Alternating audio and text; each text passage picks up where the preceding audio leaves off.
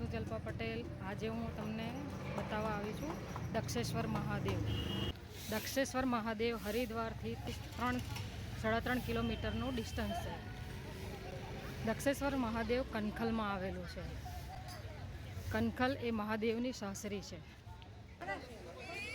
આ મંદિરમાં આવતા પહેલાં આપણે મંદિરના ઘાટ પર જઈશું।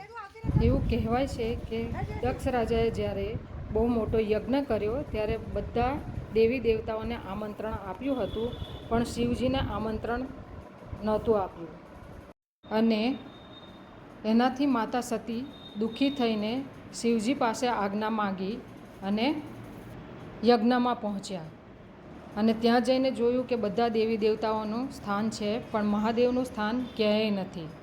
તો એ ક્રોધિત થયા અને અગ્નિકુંડમાં હોમાઈ ગયા। એના પછી શિવજી આવ્યા અને શિવજીએ માતા સતીના શરીરને લઈને તાંડવ કર્યું। ત્યારે એના જે ટુકડા બધે પડ્યા એ 52 શક્તિપીઠ કહેવાય છે। એમના ક્રોધથી ઉત્પન્ન થયેલા વીરભદ્રએ રાજા દક્ષનું માથું કાપી નાખ્યું અને બધા દેવી દેવતાઓના કહેવાથી શિવજીએ દક્ષ રાજાને બકરાનું માથું લગાવ્યું અને દક્ષ રાજાએ માફી માંગી અને અહીંયા મંદિરનું નિર્માણ કર્યું। શિવજી પાસે વચન માગ્યું કે આ મંદિરમાં તમે દરેક શ્રાવણ મહિનામાં અહીંયા વાસ કરજો અને શિવજીએ વચન આપ્યું અને આ મંદિર દક્ષેશ્વર મહાદેવના નામથી જોડાયું।